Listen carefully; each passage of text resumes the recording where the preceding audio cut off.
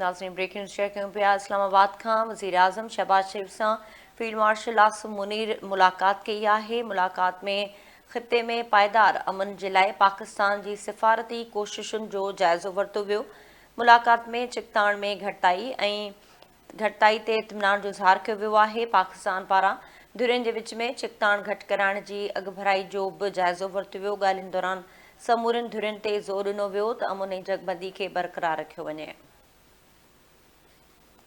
नाज़रीन ज़िक्र कयूं पिया वज़ीर आज़म शहबाज शरीफ़ सां फील्ड मार्शल आसिम मुनीर जी मुलाक़ात थी आहे। इन जा अपडेट्स मालूम कयूं था। इस्लामाबाद खां सदाम हुसैन लाइन ते मौजूदु आहे। सदाम, मुलाक़ात बाबति अपडेट कजो। जी बिल्कुल, वज़ीर आज़म मियां मोहम्मद शहबाज शरीफ़ सां फील्ड मार्शल सैयद आसिफ मुनीर वज़ीर आज़म हाउस में अहम मुलाक़ात कई आहे। मुलाक़ात में पायदार अमन जे क़याम लाइ कोशिशुनि जी अॻुभराई जो जाइज़ो वरितो वियो आहे। मुलाक़ात दौरान ॿिन्हिनि अॻुवाणनि ताज़े छिकताण में घटिताईअ ते इत्मिनान जो इज़हार कयो ऐं ज़ोर ॾिनो त सभई धुरियूं अमन ऐं जंगबंदीअ खे बरक़रार रखनि। मुलाक़ात दौरान वज़ीर आज़म ऐं फील्ड मार्शल धुरियुनि जे सब्र ऐं तैमुल खे बि साराहियो ऐं इहो अज़म वर्जायो त पाकिस्तान ॿिन्हिनि धुरियुनि खे आख़िरी ठाह ताईं पहुचाइण लाइ मुकमल जेको सहकार आहे उहो जारी रखंदो। वज़ीर आज़म शहबाज शरीफ़ अमन अमल में शामिल धुरियुनि जे अज़म खे बि साराहियो ऐं अमन हासिल करण जी कोशिशुनि में उन्हनि लाइ नेक ख़्वाहिश जो बि इज़हार कयो।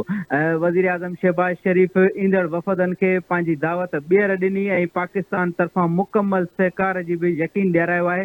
हिन वक़्तु पूरी दुनिया जी नज़र इस्लामाबाद ते आहे त पाकिस्तान जेको विच में सालसीअ जो किरदारु अदा करे रहियो आहे, उन में इहा वज़ीर आज़म शहबाज शरीफ़ जी ऐं फील्ड मार्शल जी जेका मुलाक़ात आहे, उन मुलाक़ात में कोशिशूं जेके कई वियूं आहिनि उन्हनि जी अॻुभराई जो जाइज़ो वरितो वियो आहे ऐं वज़ीर आज़म तरफ़ां जेको आहे सो अमन अमल में शामिल धुरियुनि जे अज़म खे बि साराहियो वियो आहे ऐं जेको आहे सो इन शइ जे लाइ नेक ख़्वाहिशुनि जो बि इज़हार कयो वियो आहे ऐं वज़ीर आज़म जो इहो चवणु आहे त पाकिस्तान धुरियुनि खे आख़िरी ठाह ताईं पहुचाइण लाइ मुकमल जेको सहकार आहे उहो जारी रखंदो। जी सदाम, वरी महिरबानी तफ़सील लाइ।